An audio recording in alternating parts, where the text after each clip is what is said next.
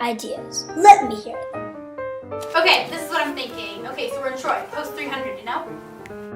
300 was Roman Greece in the Battle of Thermopylae. Whatever, so Troy was just demolished by Greece. That's the Trojan War. Yes, right. The city's destroyed, completely wrecked. Everyone's dead. The only people left are the women. But who needs the men, you know what I'm saying? Then there these two gods come on, Poseidon with his trident and Athena in her war gear. So they want to punish the Greeks. And I know what you're thinking. Athena was patron goddess of Athens. She wouldn't want to punish her own people. Actually, plot twist, they do. And the gods are in a pickle, right? Because one of the Greeks just attacked a Trojan woman. The Princess Cassandra.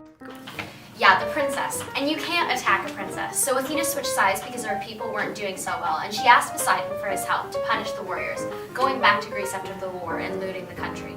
Poseidon is more than willing to help because his city's destroyed. I think we needed some killer sets. You better call that guy from Orlando. I don't think you should be calling anyone just yet. Okay, let's get to the good part. So Poseidon has these powers and can control the sea. So he tells Athena that he'll make the trip back from Troy, the worst trip the Greeks will ever see. Then Hecuba, the old queen, is on the ground. On the ground? On the ground outside of the city, she's been dethroned because of the war and has to go to Greece to become a slave.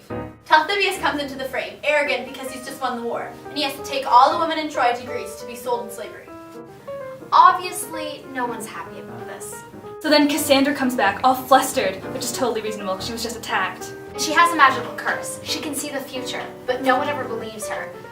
Talthybius, the Greek man, thinks she's gone insane, and everything she's saying is madness. Speaking of madness, Talthybius wants to kill Acinetax, who's a baby boy, just because he's the son of Hector, the greatest Trojan warrior.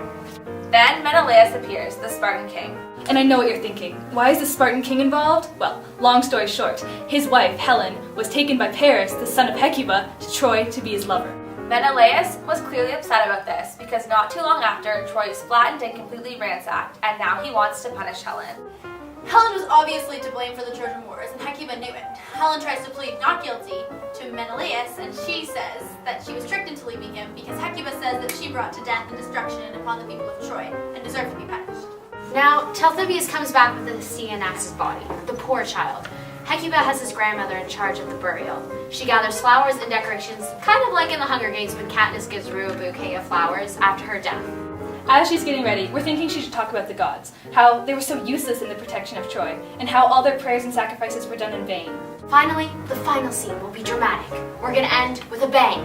And the rest of the women are leaving. Talthybius tells his men to set the remains of Troy ablaze, destroying what was left. Hecuba tries to kill herself in the fire after suffering from all the tragedies in this story, but is held back by the guards who have taken her to Greece. Fire everywhere, big explosions. No, not really, I was thinking. Okay, perfect, let's get started.